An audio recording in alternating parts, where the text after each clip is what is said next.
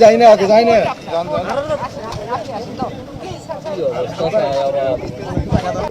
এই নদী দখল হয়ে গেছে।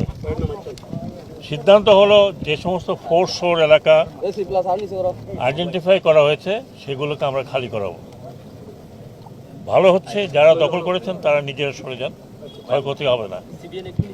যাদের স্টে অর্ডার আছে তারা আইডেন্টিফাই করবে কোথায় স্টে অর্ডার আছে। ডিসি সাহেব বলেছি কোথায় কোথায় স্টে অর্ডার আছে, ওটা ছাড়া বাকিগুলো আমরা, এতে কোনো প্রশ্ন নাই। যদি বিল্ডিংও পাকা করে থাকে সেটাও ভেঙে দিতে হবে। অবৈধ দখল এখানে মুক্ত করা হবে, সেটার জন্য যা করা প্রয়োজন এই গভর্নমেন্ট তাই করবে। বুঝতে পেরেছেন? আমি শিপিং মিনিস্ট্রি থেকে বলছি।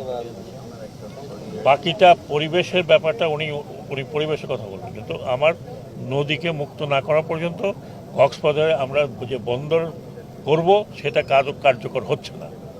বুঝতে পারছেন? এটুকুই আমার কথা। ইনশাল্লাহ স্যার, এই যে নদী বন্দর অগ্রগতি কতটুকু বলতে অগ্রগতি হবে যদি এই দখল মুক্ত হয় তখন। কবে থেকে উচ্ছেদ হবে স্যার? হ্যাঁ, যত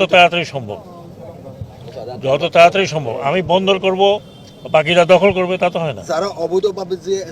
যারা অবৈধভাবে স্থাপনা আছে, শোনেন, নদীর যে সীমানা আছে সেটাকে বলে ফোর্স শোর।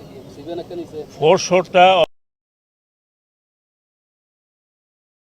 স্থানীয় প্রশাসনকে বলা হয়েছে ওটাকে আইডেন্টিফাই করে সেটা মার্ক করার পরে ওর ভিতরে যারা আছে অবৈধ দখলদার, প্রায়ই অবৈধ, তাদেরকে সরে যেতে বলছি। যদি সরে না যান তাহলে তখন তাদের বাড়িঘর ভাঙতে হবে আমাদের, সেটা আমরা করতে চাই না। ওনারা সরে যান, হ্যাঁ, কারণ ওনারা অবৈধ দখলদার আগে করে গেছেন, অনেক বছর চলছে এগুলো। এখন এটা না হলে আমরা নদী বন্দর যে করবো, আমাদের নদী বন্দর করতে নদী তো দরকার হবে, তো নদী তো অর্ধেক খেয়ে গেছে। সরে যাওয়ার জন্য কতদিন টাইম দিবেন? সরে যাওয়ার জন্য অ্যাজ সুন অ্যাজ পসিবল। কতদিন টাইম না, 7 দিন 8 দিনের মধ্যে কাজ শুরু হয়ে যাবে।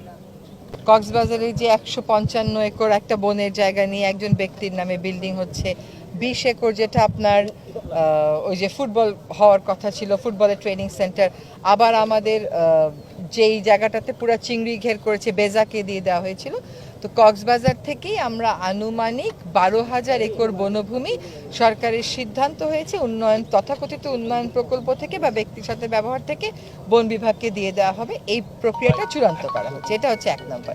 2 নম্বর হচ্ছে কক্সবাজারের মানুষের অনেক দিনের দাবি হচ্ছে বাকখালীকে দখল দূষণ মুক্ত করা।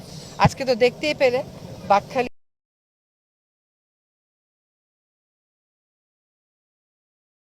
মন্ত্রণালয়ের সাথে এসেছি এবং তারা বলছে যে তারা ফোর্সশোরকে তারা উচ্ছেদ করবে। কোনো জায়গায় আইনি প্রতিবন্ধকতা সৃষ্টি করে রাখা হয়েছে, হাইকোর্ট থেকে স্থিতাবস্থা নিয়ে আসা